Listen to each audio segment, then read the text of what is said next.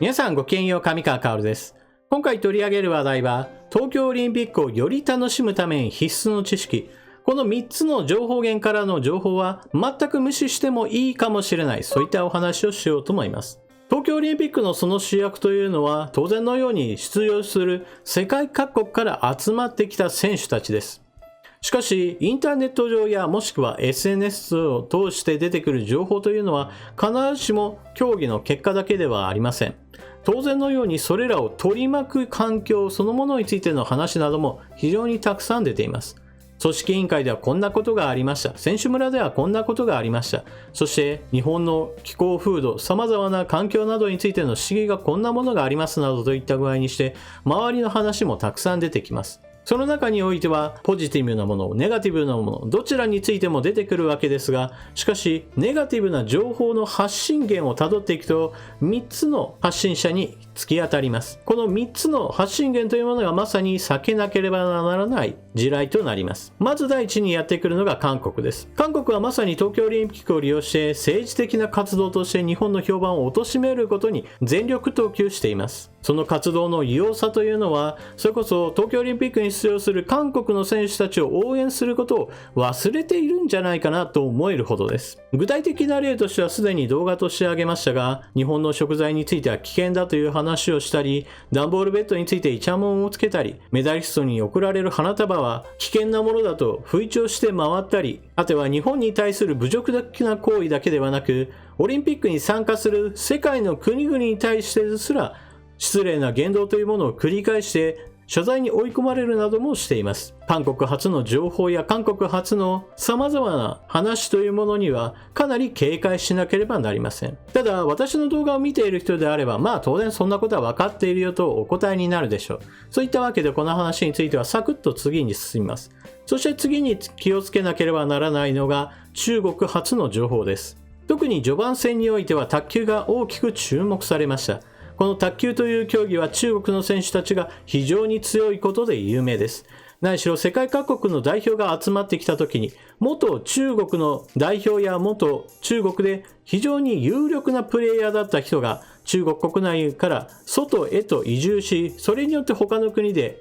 代表選手になりましたよという人がゴロゴロいるような世界なのです。その中において日本はまさに中国に立ち向かう国の一つです。そのために日本人選手が活躍して中国人選手が負けたという時には中国本土において日本人は何かズルをしているに違いないといった話などを元にして様々な誹謗中傷が巻き起こりました。それによって日本の選手個人の持っている SNS アカウントに対しては明らかに日本人じゃないなと分かるような書き込みが様々行われて、そのことについても卓球男子の水谷選手が日々誹謗中傷の言葉が入ってくるが、このようなことには慣れっこであり、このようなことで私は傷つかないという話などもしています。この水谷選手の話の中でどこかの国がというふうにしてある特定の国を特定したわけではないわけですが、しかしどこかの国という表現を使ったことによって日本の排外主義の表れだみたいなわけのわからない批判などをしている方などもおられます。どこかの国というふうにして言葉を逃がす人には一つ理由があって、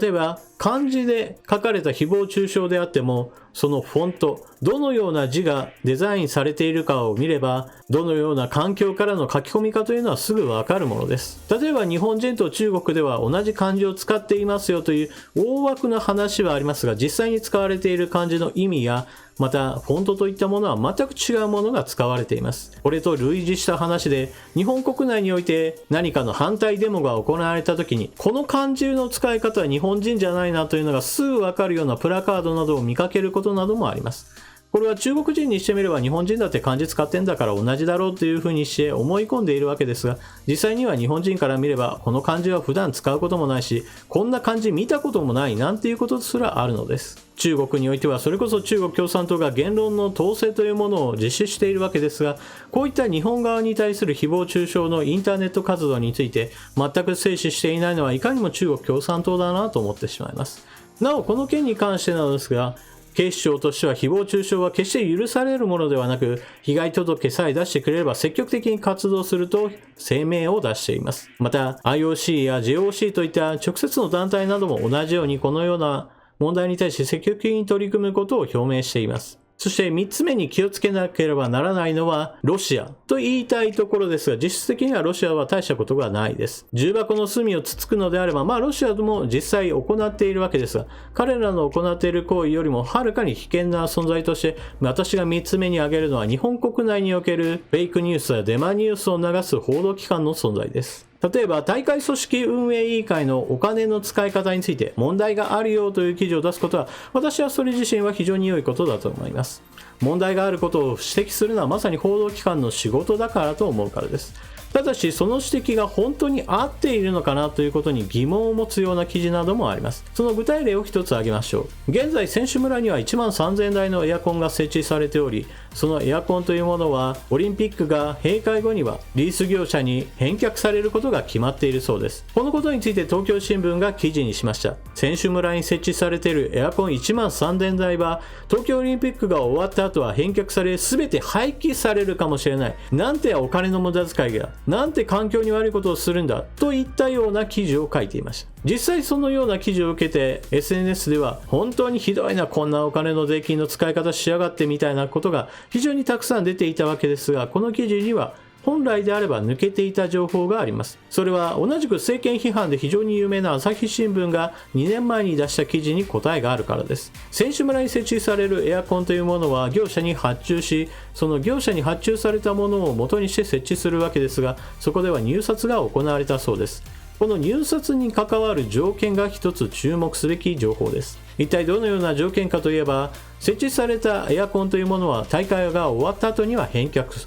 ただしその返却されたエアコンというものは東日本大震災で被害を受けた地域に対する貢献として公共施設や福祉施設様々なところへと寄付することを入札の条件として決めましたよというのが2年前の記事で出ているのです。本来であれば東京新聞はそのような、じゃあ返却された後どうなるかといったことまできっちり書いた上で記事にしないといけないわけですが、そのような点をズバッと切り捨てて返却されたらもう全部捨てられるかもしれないねみたいな話をしているわけです。これは読み手にしてみればきっと返却されて捨てられるかもしれないと言われればもうイコール捨てられるんだなと結論付けてしまい、1万3000台ものエアコンがただただ捨てられるためだけにオリンピック期間中だけ設置されたのかと思うと非常に心苦しくなるのは当然です。このような読んでいる人を勘違いさせることをおそらく目的化したような報道というものは非常に注意深く見ていかなければなりません。そのようにちゃんとした指摘ではなく明らかに何か政治的な目的を持った記事を見かけるということもあるのですから、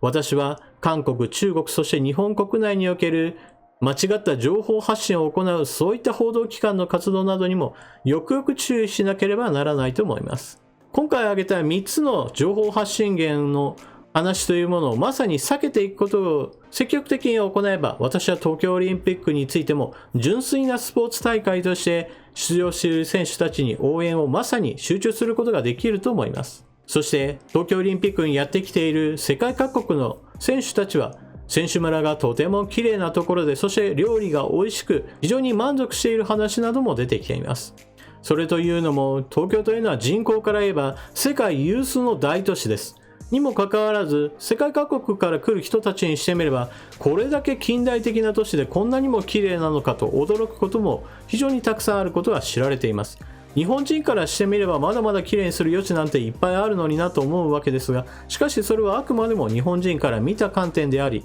世界各国もっとひどいところというものはたくさんあります。欧米各国というようないわゆる先進国であっても、日本人が行ってみたら、あれこんなに汚い街だったのなんていうことはよく聞く話です。そういった意味では素の日本の姿を見せるだけでも日本の良さというものが伝わる、そのような東京というものを多くの人たちが知るという意味においても、東京オリンピックというのはまだまだ魅力を発信するだけのポテンシャルは私はあると思います。ですから本当に指摘すべき問題があるならば、この問題を解決していくことによって東京オリンピック開催してよかったなと多くの選手たちが思って、そして世界各国へと帰ってくれるような大会にすることは私は十分可能だと思います。あなたは私の話を聞いてどのような感想を持ったでしょうか。ぜひともコメントしていってください。